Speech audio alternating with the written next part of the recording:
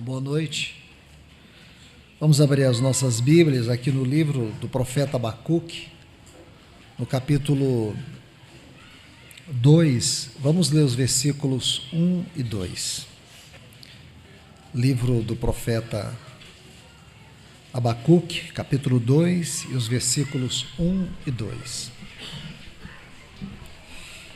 Estarei em meu posto de vigia, e sobre a fortaleza firmarei o pé, e velarei para ver o que me dirá e o que responderá no tocante à minha queixa. E o Senhor me respondeu e disse: escreve a visão e grava bem clara nas tábuas, para que aquele que passe correndo possa vê-la. Capítulo 3, o versículo 19 diz: o Senhor Deus é a minha fortaleza, o qual faz meus pés como os das servas em minhas alturas, me faz andar ao chefe dos cantores sobre meus instrumentos de cordas. Vamos orar. Amado Deus e Pai, no grande nome do Teu precioso Filho Jesus, nós nos encontramos mais uma vez. Pedimos ao Senhor que tenha misericórdia de nós, que Tu possas, com a Tua doce voz, falar ao nosso coração. Ajuda-nos, Senhor, a ganhar todo o vigor, toda a força espiritual que há nesses textos que nós acabamos de ler. Clamamos a Ti confiados no nome de Jesus. Amém. Pois bem, meus amados irmãos e irmãs, ontem tivemos a primeira palavra acerca deste maravilhoso livro do profeta Abacuque. Permita-me fazer algumas colocações concernentes a este livro, apenas para nos contextualizar com aquilo que está sendo ministrado. O texto áureo de toda essa exposição deste final de semana se encontra aqui no capítulo 3, em especial o versículo 2, sobre aquela frase: aviva, ó Senhor, a tua obra. E o assunto é justamente este: avivamento. Da palavra que foi ministrada ontem, nós podemos ver a partir de Atos dos Apóstolos, no capítulo 2, iniciando pelo versículo 17, nós vemos ali uma profecia que fora dada por Joel e ratificada por Pedro. E nessa profecia de Atos 2, a partir do versículo 17 em diante, nós vemos uma profecia que diz respeito a nós. Naquela profecia que Joel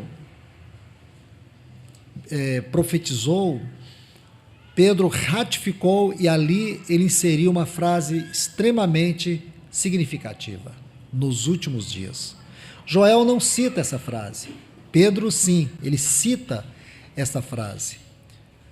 E isso nos mostra um princípio muito importante concernente a muitas profecias: o seu cumprimento inicial e o seu cumprimento final. Muitas profecias têm um cumprimento parcial e depois um cumprimento total. Essa profecia de Joel é uma delas. No Pentecoste houve o cumprimento parcial. Porém, nos últimos dias, e aqui, se vocês se recordarem bem, quando nós lemos o texto de Atos 2, nós vimos que o contexto do cumprimento no qual Pedro aponta para estes últimos dias tem a frase, o dia do Senhor. Esta frase, ela é profeticamente uma frase didática, porque a frase, o dia do Senhor, ela começa a ser revelada a partir de Isaías capítulo 2, Isaías capítulo 13, onde há várias ocorrências. no livro de Joel, no livro de Amós, no livro de Malaquias, e ela faz uma clara distinção com uma outra frase, que é o dia de Cristo. Então nós temos o dia do Senhor e o dia de Cristo. 1 Coríntios capítulo 1, 2 Coríntios capítulo 1, você vai encontrar essa frase, o dia de Cristo. Como também você vai encontrar em Filipenses capítulo 1, esta mesma frase, o dia de Cristo. E há uma distinção sobre esses dias. O dia do Senhor, toda a realidade contextual em torno desta frase, nos textos destes livros que eu citei, vocês vão ver que fala de um dia de grandes devastações. Dia ou dias, porque essa frase dia, ele é profético, então compreende vários eventos, vários acontecimentos. Você vai ver que todas as vezes que essa frase é citada, em todo o seu contexto, fala de destruições. E por quê? Porque o dia do Senhor é uma referência ao juízo de Deus sobre as nações. Biblicamente falando, sabemos que antes da volta do nosso Senhor Jesus, Deus julgará este mundo. Isto não é o juízo final, é o juízo das nações. Isso está em Apocalipse capítulo 8, e 9 e 11. E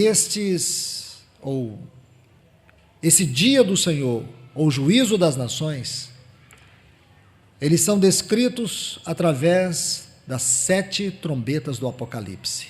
A primeira trombeta, uma chuva de granizo; a segunda trombeta, a queda de um grande meteorito; a terceira trombeta, vai cair um asteroide e vai ferir as fontes das águas; a quarta trombeta, haverá um grande eclipse mundial; a quinta trombeta, uma terrível crise financeira, onde as pessoas se sentirão tão perplexas, angustiadas, e elas vão sofrer de tal modo como se estivessem sendo picadas por escorpiões. A sexta trombeta, a terceira grande guerra mundial.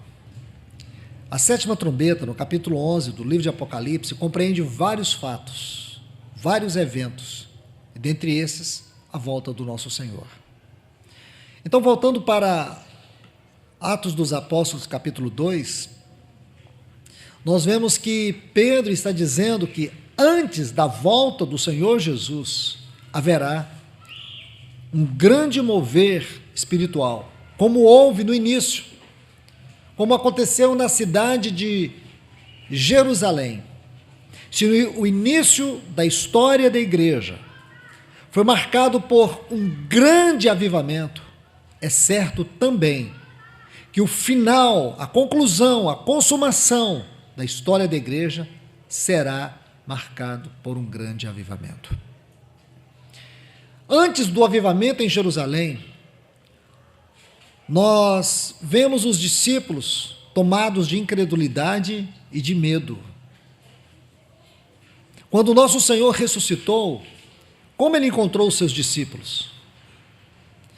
Os encontrou incrédulos. Não somente Tomé, mas todos eles estavam incrédulos.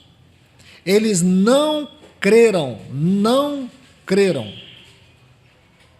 Eles não haviam concebido a convicção da ressurreição do Senhor. E também o medo. Em João capítulo 20, a partir do versículo 19, diz isto, que eles ficaram trancados num cenáculo com medo dos judeus, e Jesus foi ao encontro deles. Então, medo, covardia e incredulidade. Esta pode ser a cena da apostasia antes do Pentecoste.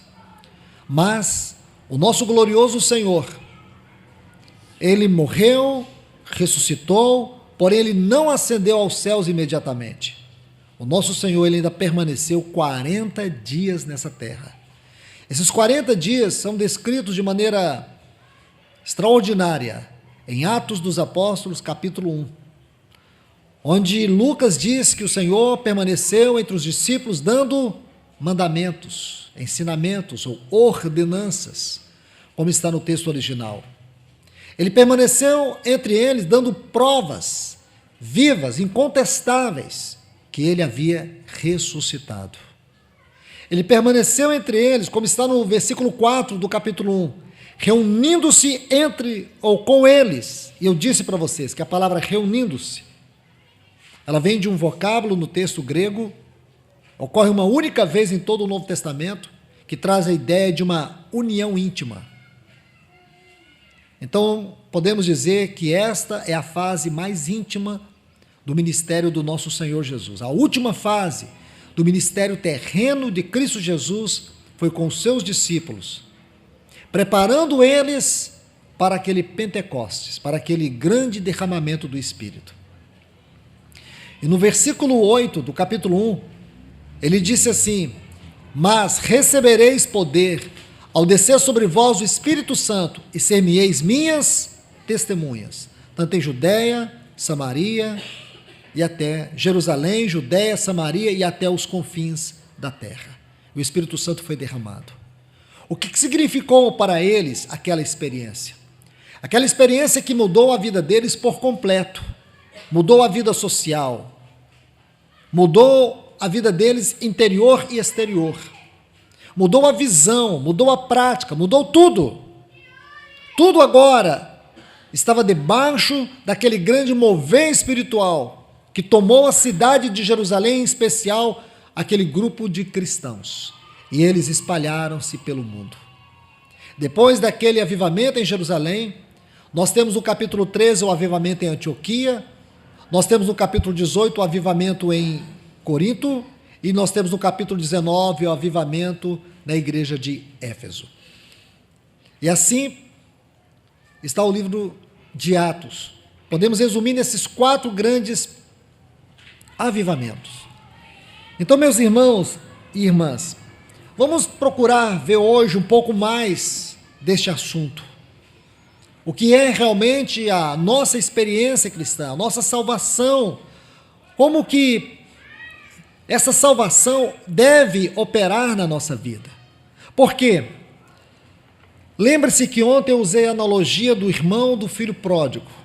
É um rapaz que ninguém presta atenção nele na palavra de Deus. Sinceramente, eu não conheço nada escrito sobre esse rapaz, o irmão do filho pródigo. Ele passa quase como que um desconhecido na Bíblia Sagrada. Porém, irmãos, o irmão do filho pródigo tem muitas coisas para nos ensinar. E talvez mais do que o próprio filho pródigo. Porque na história do filho pródigo, a Bíblia realça o amor do pai, o coração do pai e a casa do pai. O que sabemos do filho pródigo é que ele disse assim para o pai, parafraseando, é claro: já que tu não morres mesmo, dá-me a minha parte da herança. E o pai deu, e ele foi, gastou tudo, e depois ele volta. Ele faz o caminho de volta quando perde tudo, com a intenção de ser um jornaleiro e não filho. Mas aí ali nós aprendemos a grande lição, que o pai não aceitou ele como jornaleiro, aceitou ele como filho. Então a ênfase aqui no acontecimento entre o filho pródigo e o pai é o amor do pai. E que nessa tão grande salvação, nós fomos chamados para a filiação, e a filiação é uma bênção eterna, a qual você não perde. A salvação que Deus nos deu é salvação eterna, não é salvação para fim de semana. Desde que uma pessoa se torne um filho de Deus, a filiação é eterna. A predestinação tem a ver com a filiação. Isso é muito importante, irmãos.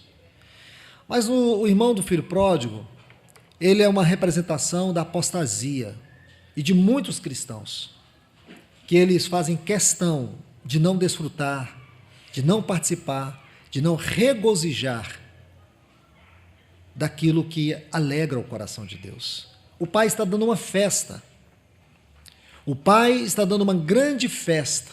Aquela festa representava o seu coração. Então, quando o irmão do filho pródigo chega, ele não entra, ele não quer participar. E por que ele não quer participar? Por uma única razão. Ele queria o bezerro cevado para ele. Ele se entristece porque o pai está feliz. Como é que pode, irmãos? Ele está triste porque o pai está alegre. O pai está em festa, porém ele está angustiado, ele está triste, ele está decepcionado. Ele diz assim para o pai: eu nunca te desobedeci, eu sempre te servi e tu nunca me destes nenhum cabrito. Ele diminui a recompensa do pai. Porque o artigo sempre ali em Lucas 15, para o bezerro, o artigo é definido, porque aquele bezerro, ele foi cevado, ele não era qualquer bezerro. É como se pudéssemos imaginar que ele fora criado, separado de todos os animais. E aquele bezerro era o que o irmão do filho pródigo queria para ele. Ele disse: nem um cabrito tu me destes. Significava, irmãos, que ele era aquele tipo de crente que serve a Deus por recompensa. Ele ama a Deus, não é por causa do amor de Deus. Ele ama a Deus por aquilo que ele pode receber de Deus. Isto é, se ele não recebe, o amor dele não tem nenhum significado. É servir a Deus pensando na recompensa de Deus e nunca servir a Deus por amor a Deus. Irmãos, este não é um problema daquele rapaz, talvez seja o problema de muitos de nós, que tudo o que nós fazemos está baseado no interesse, na recompensa, nas bênçãos. Tudo que nós buscamos, nós temos em vista nós mesmos. Eis a razão da fraqueza, da apostasia, da frieza espiritual, porque a Bíblia diz que a alegria do Senhor é a nossa força. Isto é, o poder espiritual está na satisfação de Deus em minha vida. Então, que o Senhor nos ajude a agarrar aquilo que o Senhor tem para nós hoje. Permita-me avançar alguns degraus e meditar com vocês neste capítulo 2 aqui do livro de Abacuque. E, rapidamente, apenas para dizer que este é um livro distinto dos demais livros proféticos, porque nos outros livros proféticos você tem uma mensagem de Deus para o povo. No livro de Abacuque, você não tem uma mensagem de Deus para o povo. Esse não é um profeta que ele ouve de Deus e fala ao povo. Abacuque, ele é um profeta que ele vê a situação do povo e ele fala com Deus. O livro de Abacuque é um clamor desse profeta a Deus, ele está falando com Deus. E no capítulo 1, nós vemos aqui um homem que aparentemente não tem esperança. Um homem que diz para Deus aquilo que muitos de nós, e talvez todos nós, incluindo eu, não temos coragem de dizer para Deus. Ele questiona até a justiça de Deus. E eu sei que isso é algo muito sério. Porém, quando você estuda este livro, você vai perceber que esse não é um profeta qualquer. É um homem que aprendeu a conhecer a Deus por experiência nos lugares celestiais, nos lugares mais altos. Como ele diz no capítulo 3, nas minhas alturas me faz andar. Isso indica, irmãos, que Abacuque era um homem que conhecia a sua posição espiritual. Ele não apenas conhecia, porém ele exercia esta posição. Uma das razões da apostasia, da frieza, da indiferença, desta fé religiosa que desenvolveu, cresceu no meio do povo cristão, e que o povo deixou de ser cristão para se tornar evangélico, e evangélico hoje é um termo genérico, define qualquer coisa que professe o nome de Deus. Em Antioquia, os irmãos, os discípulos foram chamados de cristãos. Por mais que isso tivesse uma conotação pejorativa, isso para eles tinha um significado profundo, porque eles se pareciam com Cristo. Então, amados irmãos e irmãs, o Abacuque é um homem que aprendeu a desfrutar Deus nas alturas. E neste capítulo 2, porque no capítulo 1, ele aparentemente está perplexo, está abatido, porque ele está vendo Deus julgar a nação de Judá, e vocês se lembram muito bem. Possivelmente Abacuque tenha vivido no tempo do profeta Jeremias, ou possivelmente um tempo antes, no reinado de Manassés. Porque a partir daí você vai ver o estado mais profundo da degradação, depois vem um momento de esperança com o reinado de Josias, e Jeremias já estava aqui, e possivelmente o Abacuque também estivesse aqui. E ele fica perplexo de ver como Deus vai julgar o seu povo usando uma nação tão ímpia como a Babilônia. Ele não entende. Essa é a crise do capítulo 1 do seu livro. Aí no capítulo 2, ele diz assim: estarei em meu posto de vigia. Sabe o que significa isso, irmãos? É entender todas as coisas a partir de uma posição celestial elevada. É aqui que eu desejo refletir com os irmãos. É aqui que eu quero gastar o tempo que nós temos desta mensagem para meditarmos sobre a vida cristã nos lugares celestiais. Porque, infelizmente, muitos de nós temos conjugado as coisas na periferia, na superficialidade.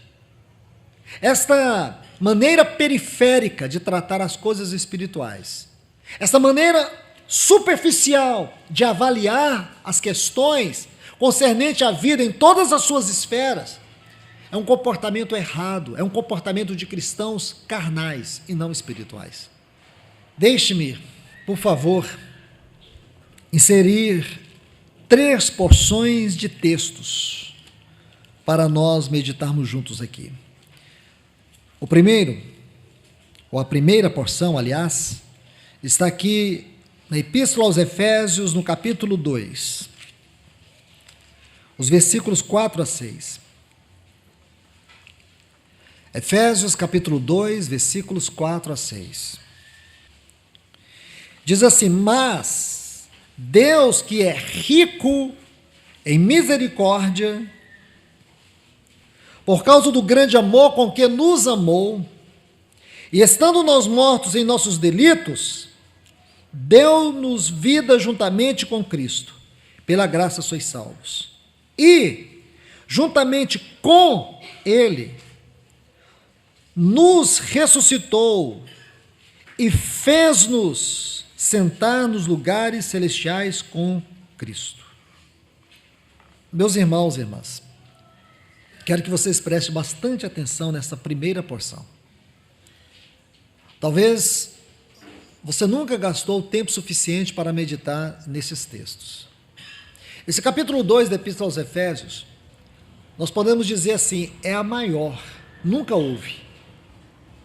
Porque esta é a maior poesia que já houve, ou alguém já escreveu.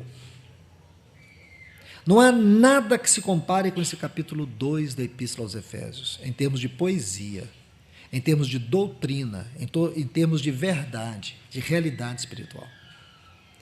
Só para você entender, no capítulo 2 aqui, os versículos 1 a 3, diz que Ele nos deu vida quando nós estávamos mortos nos nossos delitos e pecados, nos quais andávamos outrora, segundo o curso deste mundo, segundo o Espírito que atua nos filhos da desobediência, e éramos por natureza filhos da ira, como os demais. Não é assim que começa, irmãos? Porque todos nós, sem exceção, todos nós, estávamos mortos em delitos e pecados. Todos nós éramos filhos da ira. Todos nós estávamos debaixo da condenação eterna. Todos nós. E como termina esse capítulo? Esse capítulo termina dizendo que nós, agora nessa tão grande salvação, nós, que estávamos condenados eternamente, somos o santuário para a morada de Deus no Espírito. Então, primeiro, mortos em delitos e pecados. Agora você olha a posição que nós fomos colocados, um santuário. Aqueles que estavam condenados como filhos da ira, Deus fez deles um santuário. São os últimos versículos aqui do capítulo 2. É um grande poema. Por isso que no versículo 10 está assim: somos feitura dele. Efésios 2:10. Somos feitura. A palavra feitura é a palavra grega poema. Sabe qual é a tradução dessa palavra? Poema. É um poema. Por isso que eu digo que este capítulo 2 é o mais sublime poema que alguém pode ler. Você nunca vai ler um poema maior do que este. Mas vamos lá. Paulo vai dizer que esses que estavam mortos em delitos e pecados, filhos da ira, eles receberam algo tão glorioso. E o versículo 4 descreve isso. Descreve assim: mas Deus, sendo rico em misericórdia, por causa do grande amor com que nos amou, e estando nós mortos, irmãos, mortos em delitos e pecados, nos deu vida juntamente com Cristo. Pela graça sois salvos. E não só isso, irmãos. Ele diz assim: e juntamente com Ele ressuscitou-nos. Olha essa frase, ressuscitou-nos. O tempo do verbo aqui, irmãos, é perfeito. O tempo do verbo aqui é perfeito. E o que isso tem a ver? Se você fizer um exame aqui dessa frase, do versículo 6, ressuscitou-nos, você vai ver que o tempo do verbo é perfeito. Isso aponta para 3 coisas. A primeira delas, aponta para uma ação completa. Meus irmãos e irmãs, agarra isto. Aponta para uma ação completa. Isso é muito importante. Segundo, os resultados aqui são contínuos. E terceiro, enfatiza o estado e uma condição permanente. Vamos analisar essas 3 frases que nós encontramos aqui apenas no tempo verbal dessa frase. E ressuscitou-nos. Somente isso, irmãos. A primeira aqui aponta para uma ação completa. Ele nos ressuscitou. Nós estávamos mortos. Mortos como? Em delitos e pecados. Em delitos e pecados significa que nós já estávamos eternamente condenados, eternamente separados de Deus. Nós estávamos eternamente condenados ao inferno.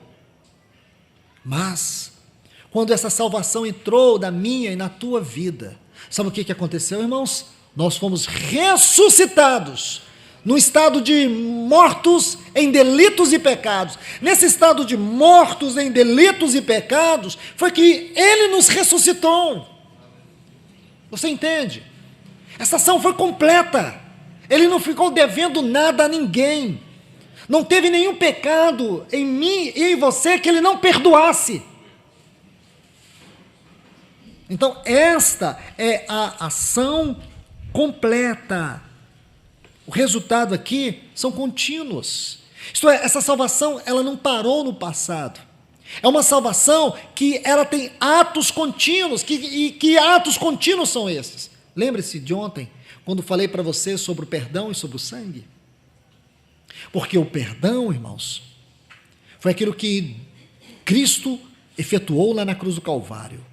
Quando alguém recebe Jesus, todos os seus pecados são perdoados. Deus jamais lançará na sua face aqueles pecados que Ele já perdoou. Mas você diz assim: mas irmão, e os pecados que eu ainda posso cometer?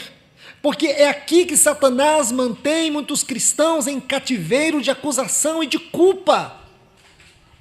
Porque se o cristão salvo, este que foi realmente salvo, nasceu de novo, ele pode pecar? Claro que pode. O que ele não pode se permitir é ser escravo do pecado. Mas se um cristão pecou, se ele errou, o que Satanás vem? Ele lança culpa, ele lança acusação. Mas aí, irmãos, aquele que está em 1 João, no capítulo 1, a questão do sangue de Cristo Jesus. O sangue de Cristo Jesus ainda tem um efeito contínuo na nossa vida. Mas qual é o trabalho deste sangue? É um trabalho de perdão? Não, não é mais um trabalho de perdão. Porque o trabalho de perdão foi aquilo que ele realizou uma vez para sempre. Isso está em Hebreus capítulo 9 e também no capítulo 10. Uma vez para sempre. Como a única oferta, aperfeiçoou para sempre. É isso que diz Hebreus. Ele perdoou. Então, qual é o trabalho do sangue hoje? É purificar. E o sangue de Cristo Jesus nos purifica de todo o pecado. Então, duas coisas Deus usa para nos purificar: o sangue e a palavra. A palavra nos purifica de maneira interior, a nossa consciência. E ela purifica, irmãos, para que nós tenhamos paz na nossa caminhada. Porém, o trabalho do sangue é profundo, irmãos, porque ele nos purifica, dando-nos condições para entrar na presença de Deus. Porque muitos cristãos se sentem enfraquecidos da oração por causa da culpa. Muitos cristãos perdem a comunhão com Deus porque se sentem esmagados por uma acusação. Porém, o sangue de Cristo Jesus, ele nos purifica de toda a iniquidade, de todo o pecado. E o terceiro ponto é que isso enfatiza o estado e condição permanente. Quer dizer que ele nos ressuscitou e nos fez assentar com Cristo nos lugares celestiais. Então, isto é um estado e condição permanente. Meus irmãos, eu creio que a grande maioria de nós aqui nunca entendeu a salvação dessa maneira. A maneira como eles veem a salvação é ainda de forma bem religiosa. Eles veem a salvação como um oposto do inferno. Eles veem a salvação unicamente assim: Deus livrou eles do inferno. Agora eles não pertencem mais a Satanás, e eles têm certeza que no futuro eles vão ter uma vida melhor. Esta é a maneira mais medíocre que alguém pode conjugar ou avaliar a sua salvação. A salvação, irmãos, é muito maior do que isto. E nós não temos o direito de viver uma vida cristã medíocre, pobre, espiritualmente miserável. Porque a nossa vida cristã não foi somente, irmãos, mudança de comportamento. Foi uma mudança de posição. Colossenses 1,3 diz que nós estávamos no império de trevas. Esse império de trevas, Colossenses 1,3, império de trevas. Isso configura com Efésios capítulo 2, versículos 1 a 3, mortos em delitos e pecados, filhos da ira. Império de trevas, nós estávamos no império de trevas, mortos em delitos e pecados. Porém, nessa tão grande salvação, ele nos tirou desse estado e nos colocou no reino do Filho do seu amor. Colossenses 1,3. Ele nos libertou do império de trevas e nos transportou para o reino do Filho do seu amor. Nos ressuscitou com Cristo e nos fez assentar nos lugares celestiais. Está vendo, irmãos? Por quê?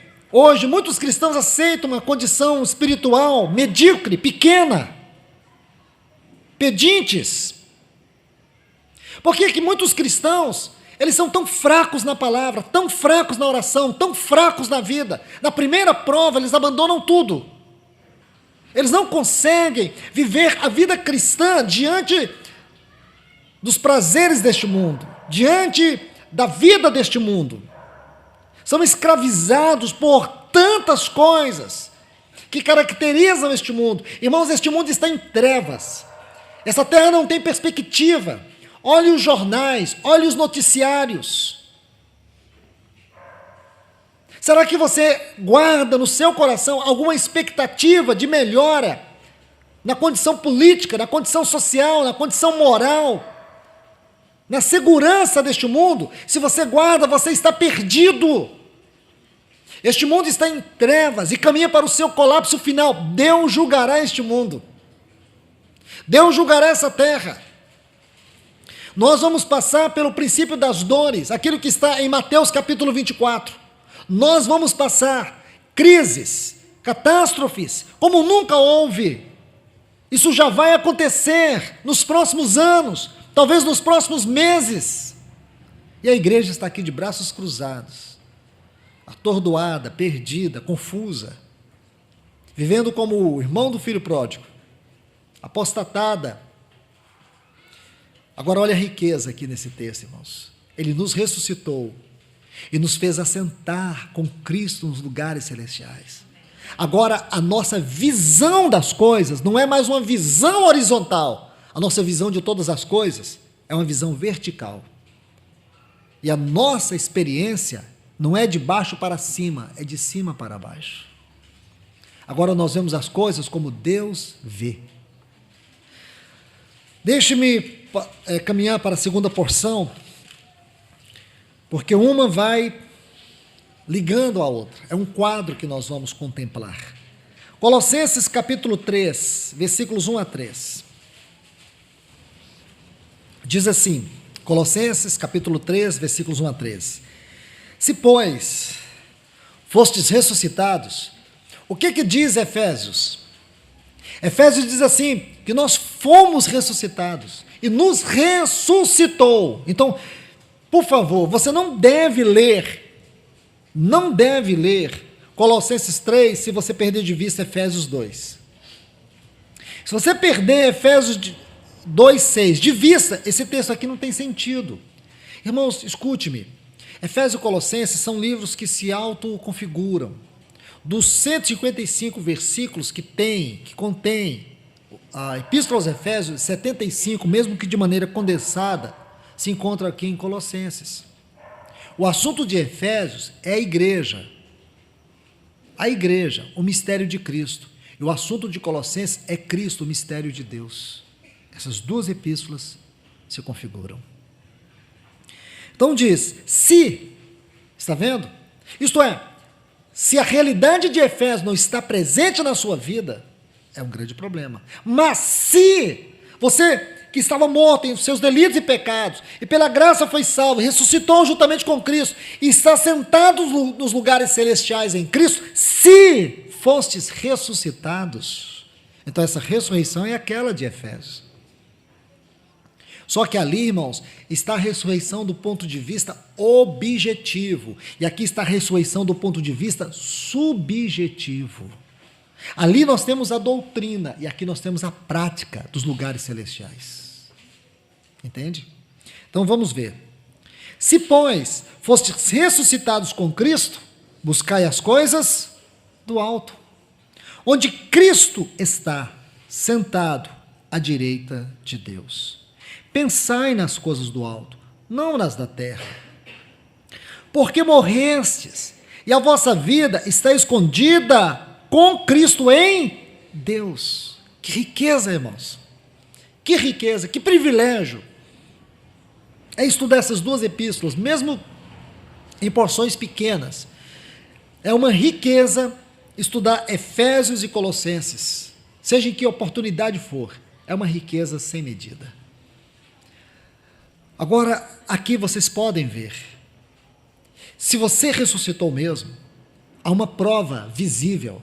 Se você está experimentando a salvação nesse nível, há uma prova real. Um cristão que verdadeiramente ressuscitou com Cristo, qual é a busca dele? Esse texto vai dizer. Não adianta você dizer assim, irmão, eu sou uma nova criatura.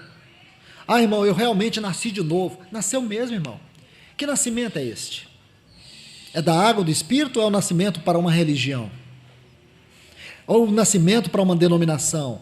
É um nascimento para um grupo qualquer, para uma comunidade qualquer? Que nascimento é esse? Porque aqui está, irmãos, a prova do verdadeiro nascer de novo. Esse verdadeiro nascer de novo não é uma conversão a algo, é uma conversão a alguém, que é Cristo. Não é uma mudança de comportamento, é uma mudança de posição. Porque a pessoa diz, eu converti, eu fumava, não fumo mais, eu bebia, não bebo mais. Agora eu converti. Converteu mesmo. Você mudou o comportamento. Mudança de comportamento não define a verdadeira salvação.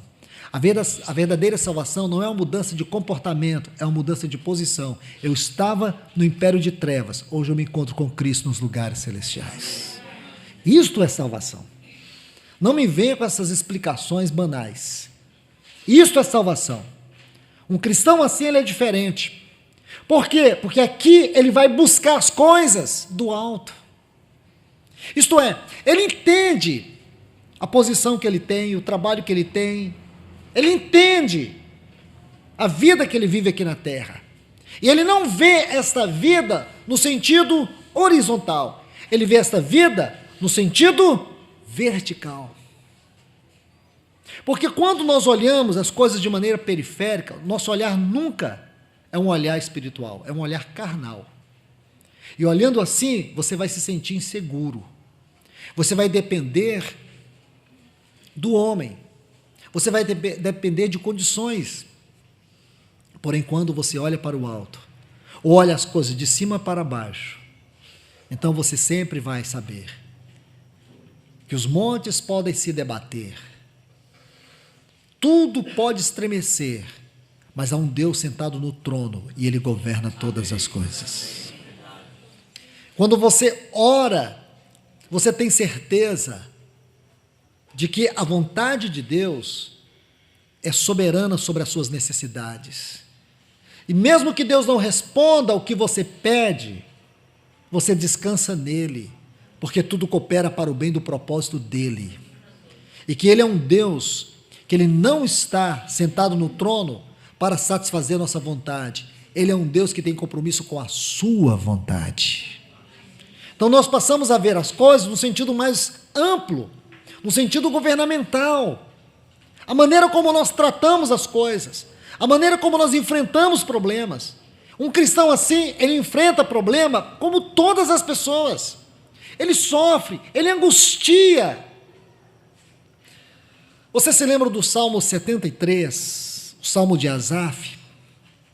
Meus irmãos, permita-me colocar esse texto de maneira que possamos ler e ver como este assunto é importante. Salmo 73, eu vou tentar parafrasear ao máximo para ganharmos tempo. É um salmo de Asaf, e é muito rico este salmo. Ele diz assim: certamente Deus é bom com Israel. Essa é uma sentença geral, ele está dizendo uma frase aqui no sentido geral: Deus é bom. Deus é bom para com os limpos de coração. Você sabe que a bem-aventurança dos limpos de coração é que eles verão a Deus. Então, o que quer dizer uma pessoa limpa de coração? O que é uma pessoa limpa de coração? É aquela na qual o sangue de Cristo Jesus tem total eficácia na sua vida. A gente pensa que a pessoa limpa de coração é uma pessoa que não peca. Não. Uma pessoa que tem um coração limpo, limpo por quem? Limpo de quê? O que limpa esse coração? Só o sangue de Cristo Jesus limpa o nosso coração. Então aqui a verdade é essa. E os limpos de coração, eles têm uma bem-aventurança em Mateus 5. Eles vão ver a Deus. Eles verão a Deus. Aí diz: quanto a mim, aí ele está falando dele, quase se escorregaram meus pés. Sabe o que ele está dizendo? Por pouco eu desviei. Por pouco eu desviei. Aí ele vai contar o que aconteceu. Versículo 3: porque tive inveja dos arrogantes, vendo a prosperidade dos ímpios, porque não há angústia para eles, pois seu vigor está inteiro, completo. Não passam trabalho como os outros homens, nem são açoitados como os outros homens. Portanto, a soberba os cerca como um colar. Então ele está dizendo, embora eles sejam soberbos, ele está falando dos ímpios. É como se Asaf estivesse olhando para essas revistas que falam dos famosos, né, dos homens que a sociedade admira, dos homens de sucesso. É dizendo, essas pessoas, embora sejam tão soberbas, mas parece que são tão felizes. Eles não têm problemas. São pessoas de sucesso. E ele ficou olhando para isso. Olha o versículo 7. Os olhos saltam-lhes a gordura. Conseguem com acréscimo o desejo do coração. Então ele ficava olhando, como muitos, né, ficam olhando as revistas. Nossa, olha aqui essa mulher de sucesso. Apesar de tudo, é imoral. Mas olha, parece que não tem problema. Quando ela abre a boca, ela fala de uma vida que a pessoa começa a invejar. Olha, eu queria ter essa vida. Olha para aquele homem, apesar de tudo de ruim, mas parece que não tem luta, não tem problema. E ele olhando para si e vendo a mão de Deus esmagando ele. Ele pensou assim, sabe, ser ímpio é melhor. Ser um ímpio é bom. Olha os ímpios, como a vida deles são boas. Agora eu, cristão, é só luta, luta, luta. É um dardo de Satanás que vem de cá, é uma flecha que vem do outro lado, é luta por dentro, é luta por fora. Então assim estava Asaf, vivendo essa crise. Nós vamos avançar. Versículo 9. Põe sua boca contra o céu e sua língua percorre a terra. Eles falam mal de Deus, eles blasfemam de Deus. Por isso, meu povo se volta para eles e bebem grandes sorvos, suas águas, e dizem: como sabe Deus? Será que Deus não tem conhecimento disso? Será que Deus não está vendo a soberba, o orgulho, a blasfêmia deles? Aí ele diz assim: eis aqui os ímpios. Versículo 12. Alcançaram riqueza sem turbação do mundo. Verdadeiramente em vão limpei meu coração. Sabe o que ele está dizendo? Infeliz sou eu que tentei servir a Deus de maneira tão sincera. Eu sou infeliz. Não valeu a pena servir a Deus. Não valeu a pena. Aí diz: lavei minhas mãos na inocência, pois tem sido afligido todo dia. Diz assim: agora eu? Não valeu a pena. Todo dia afligido, luta todos os dias, o castigo todas as manhãs. Agora olha o versículo 16. Quando meditei para entender isso, foi um duro trabalho para mim. Agora esse versículo é a chave. Até que eu entrei no santuário de Deus. Aí compreendi o fim deles. Sabe o que ele está dizendo? Podemos parar aqui. Até que eu entrei nos lugares celestiais. Até que eu passei a ver a vida e todas as coisas do ponto de vista elevado. Está vendo, irmãos? Porque muitos cristãos se encontram como Asaf. Não entendem o trabalho de Deus. E assim passam a cobiçar o mundo, as coisas do mundo. Porque eles acham que vão ser felizes. Eu tenho dito isso para pessoas que têm abandonado o Senhor. Eu digo assim: vem cá, meu irmão e minha irmã. Há uma semana eu falei isso para uma moça. Falei: desde o dia que você decidiu afastar dos caminhos do Senhor, você se tornou uma pessoa moralmente melhor? Ela não teve resposta.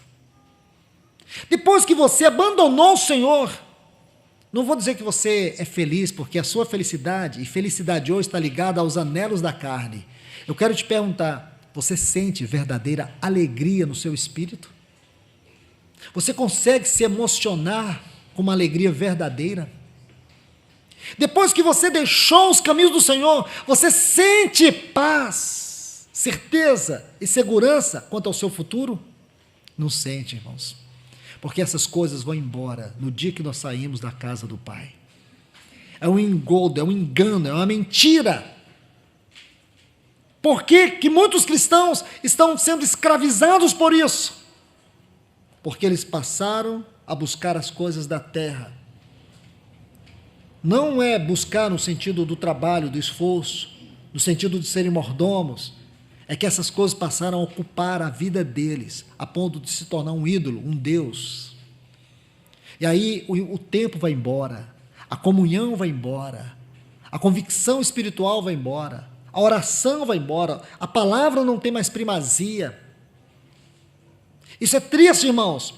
E aí Paulo escreve esta porção tão gloriosa: se, pois, fostes ressuscitados com Cristo, se você então está habitando os lugares celestiais, você vai buscar as coisas celestiais, onde Cristo está assentado à destra de Deus. É aqui que concentra a sua vida. É aí que você deve batalhar suas guerras. É a partir daí que você deve olhar as suas coisas, o seu casamento, a sua vida, tudo. Tudo, irmãos. Não queira avaliar o seu casamento na perspectiva do mundo. Veja como Satanás, ele tem criado muitas teias, muitas armadilhas na nossa mente, no nosso coração, para destruir nossa vida com Deus, para destruir nossa vida com o nosso cônjuge, para destruir nosso relacionamento com os nossos filhos. Irmãos, eu não creio no avivamento que se limita a reuniões. Eu creio no avivamento que vai começar nas nossas casas, nos nossos casamentos, nos nossos relacionamentos mais próximos. Esses avivamentos que algumas pessoas fabricam, que se limita a reuniões, não é avivamento, é aviltamento. O verdadeiro avivamento que o Senhor vai promover nesse tempo vai converter o coração dos pais aos filhos e dos filhos aos pais. Vai tornar a sua casa um lar. o lugar da habitação do Senhor. Vai colocar o Senhor no centro do seu relacionamento. Lembra, João 2? Que lindo aquilo, irmãos. Que lindo aquilo. Havia um casamento em Caná, mas a pessoa mais importante estava ali. Quem? Geralmente hoje no casamento parece que a noiva é a mais importante, né? Porque quando faz o casamento, o noivo entra, ninguém fica nem de pé, mas ele entra. Aí ele fica lá na frente, mas quando a noiva chega, toca-se a melhor música para ela. Nada contra, irmãos, o meu também foi assim, eu não tinha luz, mas eu creio que no casamento, a pessoa mais importante está aqui em Caná. Jesus foi convidado. E aconteceu algo inédito nesse casamento. O vinho acabou. Sabe o que é o vinho na Bíblia? Na tipologia, o vinho fala do Espírito Santo, fala do gozo, fala da alegria. Espiritualmente falando, aqui em João 2 significa que a alegria acabou no casamento. Irmão, Satanás sabe matar o nosso casamento. Ele tira a alegria, tira o prazer, tira a satisfação. As pessoas vão morrendo emocionalmente, vão morrendo espiritualmente, vão morrendo um para o outro. Aí Satanás consegue fazer a gente ver um defeito no outro, que nós não somos capazes de amar ele com esse defeito. Não é? Aí a gente não tolera mais, nos tornamos intolerantes um ao outro.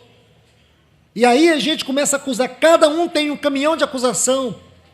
Os dois não percebem que o erro não está neles, eles são errados por natureza, são defeituosos por natureza, têm problemas por natureza. Não é resolvendo esse problema que eles vão ficar com um casal perfeito.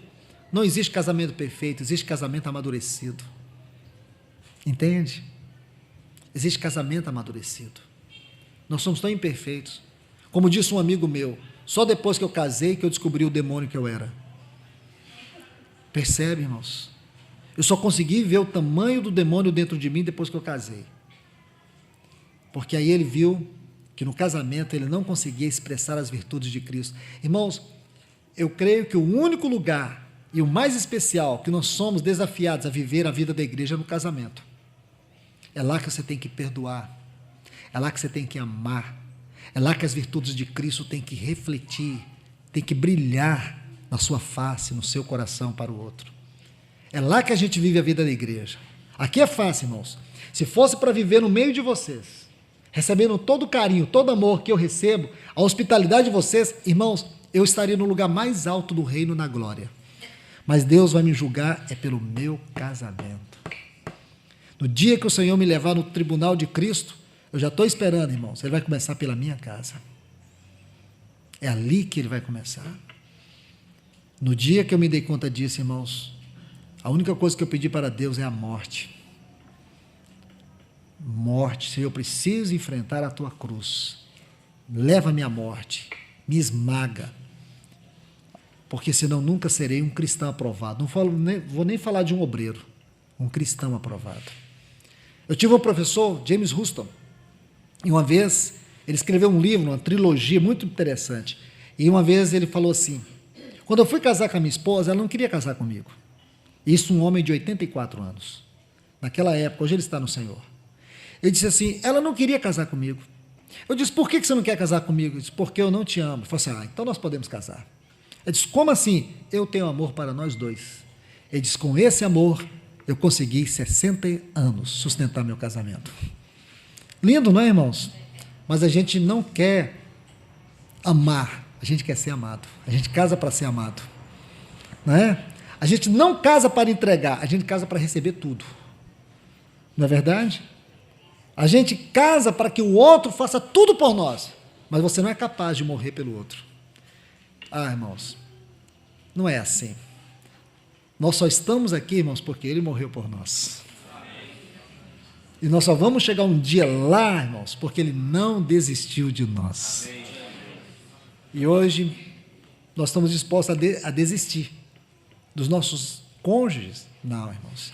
Jesus estava lá, irmãos. O vinho acabou, mas o Senhor estava lá. E sabe o que Ele fez? Ele transformou a água em vinho. Ele trouxe alegria. Sabe o que nós precisamos, irmãos? Dizer, Senhor, visita a minha casa. Visita o meu casamento. Visita a minha vida. Porque aí vai começar avivamento, irmãos. A partir dos nossos lares. Como isso tem sido sério, irmãos. Geralmente, quando a gente fala um pouco sobre isso, avivamento e casamento, existe uma comoção no meio dos irmãos. Aí os irmãos falam assim: irmão, por que desde o primeiro dia você não veio falando sobre casamento? É porque há uma extrema necessidade sobre isso. Não é questão de um nem de dois, mas de dezenas, centenas de irmãos. O seu casamento perdeu alegria, perdeu prazer. A gente fica muito preso a filhos. Amém, irmãos? Eu vejo muitos casais se matando pelos filhos. Amém. Mas que sejam os dois em primeiro lugar, mas não se matam pelo outro. Os filhos vão embora, irmãos. Eles casam, vão embora e vocês ficam. E depois fica o casamento desgastado, onde não se tem intimidade, não se tem alegria, não se tem liberdade com o outro, de conversar, de falar. O carinho, aquelas coisas que a gente fazia com nossas namoradas, que se tornaram nossas esposas, de chegar, trazer uma flor. Eu não sou de entregar flor, irmão. Estou falando isso, mas eu nunca fui de dar flor. Mas muitas dessas coisas nós não temos. Nós não temos o carinho, não temos a... Você entende? Ficamos amargos, ásperos. Estamos falando de avivamento. Não vai, irmãos, haver avivamento se não começar pelas nossas casas. É desde a nossa casa e do nosso casamento que nós começamos a apressar a volta do Senhor. Casamentos doentes é uma igreja doente. Se a igreja está doente, digo para os irmãos, se vocês perceberem que a atmosfera espiritual da reunião, se a igreja está com muitos problemas, pare tudo, volta lá para os casamentos, comece a falar sobre isso, porque o problema está nos lares. Se existe muita frieza no meio do povo de Deus, a frieza está nos lares. Se está faltando comunhão, o problema está a comunhão nos lares. Comece a meditar sobre isso, porque é sério. Então, avancemos aqui, irmãos. Que Deus abençoe vocês com esse parêntese que foi aberto aqui. Vamos para a última porção e aqui nós vamos encerrar. Hebreus capítulo 10. Deixe-me ler a partir do versículo 17. E acrescenta: nunca mais me lembrarei de seus pecados e iniquidades, pois onde há perdão dessas coisas, já não há oferta pelo pecado. Portanto, irmãos, tendo inteira liberdade para entrar no lugar santíssimo pelo sangue de Cristo Jesus. Espere aí, irmãos. Essa frase, lugar santíssimo, o que é isso, irmãos? O que espiritualmente significa isso? Os lugares celestiais em Cristo Jesus é o mesmo que o lugar santíssimo. Quando diz aqui, inteira liberdade para entrar no lugar santíssimo, isso aqui é sinônimo dos lugares celestiais. Nós temos inteira, essa palavra aqui, me perdoe, essa frase, inteira liberdade, na sua Bíblia está intrepidez. Intrepidez. O texto grego é parresia. Ousadia. Mas sabe o que significa essa parresia, essa ousadia? Isso aqui, completa liberdade. Isto é, nós podemos entrar no lugar santíssimo. Porque primeiro, Efésios capítulo 2, Ele nos tirou do império de trevas. Nós que estávamos mortos em delitos e pecados. Ele nos ressuscitou e nos fez assentar com Cristo nos lugares celestiais. Se nós estamos nos lugares celestiais, a nossa busca é as coisas do alto. Porque é lá que Cristo está sentado à destra de Deus. E é lá que a nossa vida está escondida com Cristo. Que lindo é esse, irmãos! Por favor, agarre a força disso, irmãos. Essa verdade precisa entrar na sua vida. Nossa vida está escondida. Você sabe o que significa isso, irmãos? Que está escrito lá em Colossenses, capítulo 3, versículo 3. Nossa vida está escondida com Cristo em Deus.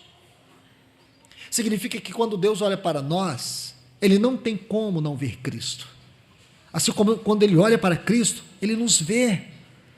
Porque nossa vida e a vida de Cristo foi unida. Na posição que Ele se encontra, Ele nos elevou. Estamos aqui nessa terra, irmãos? Estamos. Com os nossos pés aqui nessa terra. Com todas as limitações, com todas as guerras, com todas as fraquezas, com todas as disposições que nós temos para errar, para pecar, para falhar. Mas existe algo que consegue nos tirar desse poço de pecado.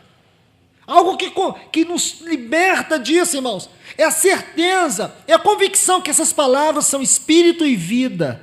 E que ela diz que eu estou com Cristo nos lugares celestiais. E nesta posição a minha vida está escondida com Cristo. E agora eu não sou mais escravo da culpa e nem da acusação de Satanás. Eu posso entrar com inteira liberdade no Santo dos Santos, nos lugares celestiais, por causa do sangue de Cristo Jesus que me abriu o caminho. Que verdade impressionante, irmãos. Aí ele diz, no versículo 20, pelo caminho novo, vivo, que ele nos abriu através do véu, ou seja, da sua carne.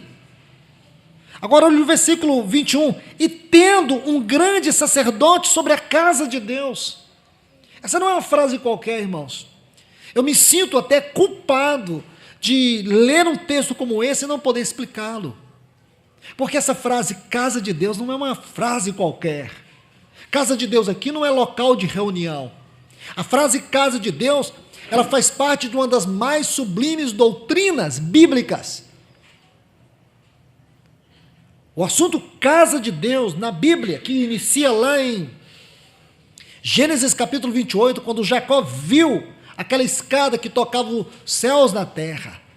E ali ele estava em Betel. Ele diz, este não é outro lugar, senão a casa de Deus, a porta dos céus. Aí Jesus vai interpretar esse sonho de Jacó, lá em João capítulo 1, quando ele diz para Natanael que a partir daquele momento, eles viriam o céu aberto e os anjos subindo e descendo sobre o Filho do Homem. Ele vai interpretar que aquela escada ali era ele mesmo, que a partir da sua encarnação haveria um movimento entre os céus e a terra, e que ele seria esse movimento entre os céus e a terra. Ele estaria ligando os céus na terra, porque, irmãos, nunca a humanidade havia entrado na eternidade, mas o Deus Filho, ele, eternamente Deus, onipotente, onisciente, ele deixou, como diz Paulo em Filipenses capítulo 2, ele abriu mão das suas insígnias de glória, e ele se tornou um servo, sendo obediente até a morte, e morte de cruz. Agora, irmãos, há um homem sentado na glória, a humanidade entrou na eternidade. Esta é a grande escada. Ele diz, eu sou o caminho. Então ele está lá, irmãos, como nosso representante, mas não só como nosso representante, ele está lá como nosso sumo sacerdote. O assunto casa de Deus, irmãos, não é um assunto de religião, é um assunto de propósito eterno. Então no capítulo 2, você vai ver que no versículo 19, existe aquela maravilhosa descrição de João, quando ele traduz, interpreta as palavras do nosso Senhor, quando ele diz, derrubarei esse templo, essa casa, e em 3 dias a reedificarei. Aí João diz assim, que ele estava fazendo referência ao seu próprio corpo. Seu próprio corpo. Aí lá no capítulo 14, nosso Senhor faz aquela magnífica declaração, na casa de meu Pai há muitas moradas. Então, se a casa é do Pai, quem é que vai fazer, quem é que vai habitar essas moradas? É o dono da casa, não é, irmãos? Se a casa é sua, quem é que habita na casa? E a gente sempre achou que essa frase falava do céu e que nós íamos habitar. O céu é a casa de Deus. Não é isso, irmãos. O próprio capítulo vai te mostrar no versículo 23. Capítulo 14 de João, versículo 23. Se vocês me amam, guardará a minha palavra, e o Pai o amará, e viremos para ele, e faremos nele morada. Está aí a interpretação, irmãos. O assunto casa de Deus tem a ver com Cristo, o cabeça, e nós o seu corpo. Esta é a verdade, a doutrina da casa de Deus. Este grande mistério de Cristo, mistério de Deus. Então, glorioso isso. Há um sumo sacerdote sobre essa casa. Há um sumo sacerdote sobre essa casa.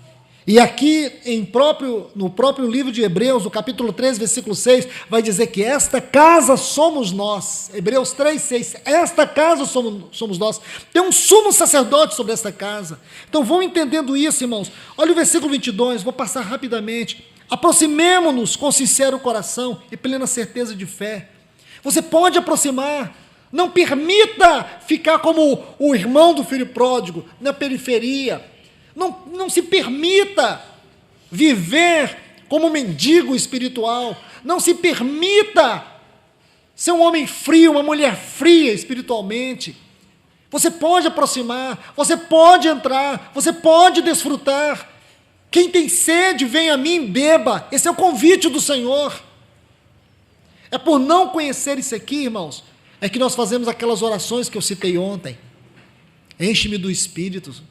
A gente ora há quantos anos, irmãos? Quantos anos tem que você ora pedindo a Deus para te encher do Espírito e Ele nunca te encheu?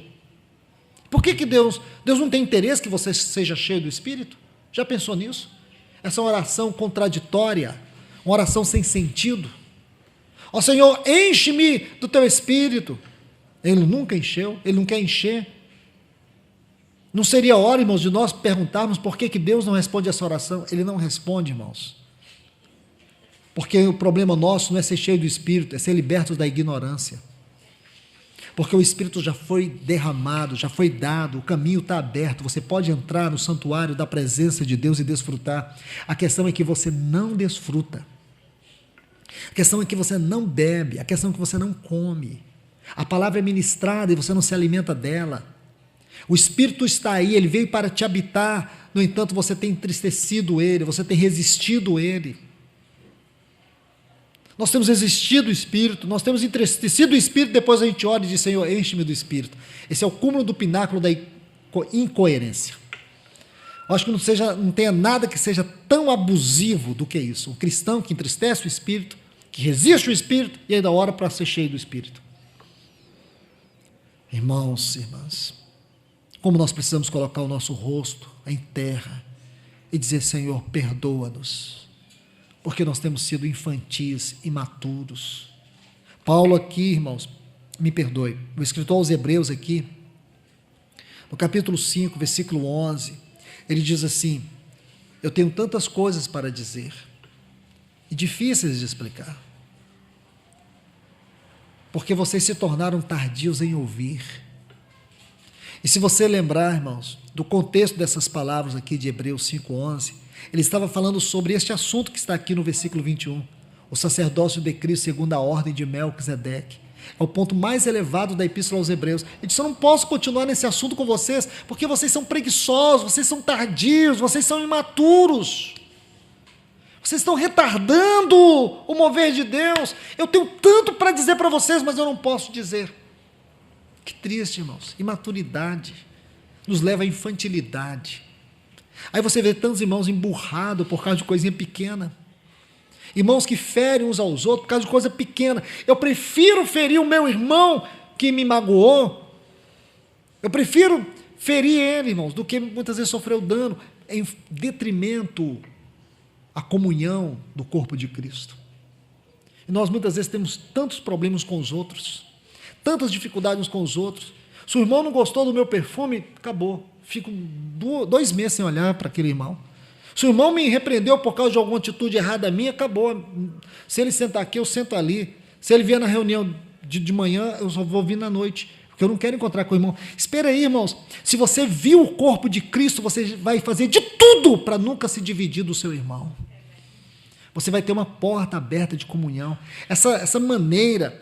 Essas melindres é Satanás que coloca no nosso coração, porque o dia que você entender o que é a trindade divina, você vai lutar com todas as suas forças, vai batalhar com todas as suas forças, para jamais se afastar do seu irmão. Entende, irmãos? Vamos aqui, a leitura, aproximemo-nos com sincero coração, versículo 23, mantenhamos firmes sem vacilar a confissão da nossa esperança, porque quem prometeu é fiel. Olha o versículo 24, consideremos-nos uns aos outros para estimularmos ao amor e às boas obras. Agora eu quero parar nesse versículo 25 e aqui terminar. Ele diz assim, não deixando-nos de congregar, não deixando-nos de congregar. Agora é claro que esse texto ele já foi abusado e abusado e abusado, mal interpretado, mal aplicado. Essa palavra congregar aqui é um vocábulo muito especial, ocorre 2 vezes em toda a Bíblia. Aqui e em 2 Tessalonicenses capítulo 2, quando Paulo diz assim, quanto à vinda do nosso Senhor Jesus e a nossa reunião com Ele. Essa frase, reunião com Ele, é o mesmo vocábulo grego para essa palavra congregar aqui. Epsunagogue. É a mesma palavra. A mesma palavra lá, a mesma palavra aqui. Duas ocorrências apenas. 2 Tessalonicenses 2:1 e Hebreus 10:25. Observe. A mesma palavra. Junta as duas, você tem um quadro, você tem interpretação. Não precisa de muita coisa, irmãos. O que significa aqui? E não deixando-nos de congregar, não deixando-nos de reunir com o Senhor nos lugares mais altos. E não é justamente isso, irmãos, escute, o versículo 19 até o versículo 25, eu não sei se a sua Bíblia está assim, graças a Deus, a minha Bíblia aqui, ela está dessa forma e facilita a leitura. É porque são porções, irmãos. Se você fizer uma leitura cuidadosa, e graças a Deus, irmãos piedosos vieram antes de nós e fizeram esse trabalho extraordinário aqui, irmãos, de saber onde é que dentro de um capítulo as porções são divididas. Essa é uma divisão incrível. Então, o que significa o versículo 19? Que nós podemos entrar nos lugares mais altos, no lugar santíssimo, que é uma descrição dos lugares celestiais. E como que termina esta porção? Não deixando de congregar. O que é este congregar? Não precisa nem interpretar grego e nada, não. Só você pegar aqui, o que significa essa palavra congregar? Ela tem que configurar com alguma coisa que foi dita dentro da porção. Está claro, irmãos? Ele está dizendo assim, portanto, tendes inteira liberdade para entrar no lugar santíssimo. Isso aí define para nós o que é congregar. O que significa esse congregar? É inteira liberdade de entrar no lugar santíssimo. São os lugares celestiais que Deus nos colocou quando nos ressuscitou em Cristo Jesus. São os lugares que nós estamos. Se, pois, ressuscitastes com Cristo, buscai as coisas do alto, onde Cristo está sentado à destra de Deus. Ele vai dizer assim, porque a vossa vida está escondida em Cristo. Que lindo é isso, irmãos. Se nós buscamos as coisas do alto, é porque nós temos a liberdade de entrar. Esta é a vida cristã, irmãos. Eu não encontro uma outra definição para a nossa vida que não seja esta, para descrever a experiência da salvação que não seja esta. O contrário disso é uma terrível apostasia, o contrário disso é frieza, o contrário disso é religião, não é o cristianismo. Nós não podemos pensar no cristianismo fora deste conceito, destes textos que nós lemos, porque se você permitir que o Senhor fale ao teu coração e essas palavras se tornem espírito e vida dentro de você, eu te falo, tudo vai mudar. Tudo vai mudar em você. Desde a sua vida pessoal, conjugal e congregacional, tudo vai mudar. Em relação ao seu trabalho e a todas as esferas da sua vida, tudo vai mudar. Sua maneira de adorar, sua maneira de orar, sua maneira de viver a vida cristã, tudo vai mudar, porque agora você tem uma concepção clara do que é a vida cristã. E eu creio que é baseado nisso, irmãos, que nós precisamos urgente buscar o Senhor, para que Ele nos leve a viver esse avivamento. Porque aqui está a descrição da realidade do que é a vida dentro de um avivamento. A vida cristã nos lugares celestiais. Se nós não temos vivido este avivamento, é porque nós ainda estamos na periferia. É porque nós ainda estamos vivendo um evangelho trivial. Não adianta você saber a verdade, pregar a verdade e andar no engano. Não adianta. Não adianta você ser tão convicto na verdade e não ter a realidade. Saber isso aqui, irmãos, não quer dizer nada se não é realidade da nossa vida. Que o Senhor nos ajude, irmãos. Que esta palavra possa ser vida em cada um de nós. Vamos orar. Pai, nós te agradecemos por esse tempo. Só o Senhor para nos ajudar, Senhor, quanto à tua palavra. Só o Senhor para poder tomar esta palavra e envolvê-la com a nossa fé, para que ela seja vida em cada um de nós. Abençoe-nos, nós te rogamos no nome de Jesus. Amém.